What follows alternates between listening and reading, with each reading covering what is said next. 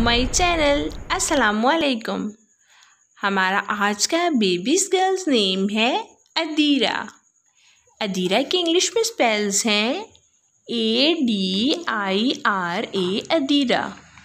और इस नेम का जिन्स है लड़की और मज़हब है मुस्लिम। ये एक इस्लामिक नेम है और ये लड़कियों का रखा जाता है नाम अदीरा। इस नेम के मायने हैं ठोस, मुस्तहकम, मजबूत।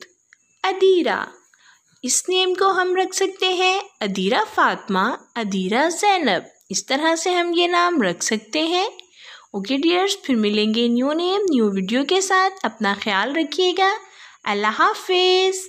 Please subscribe my channel.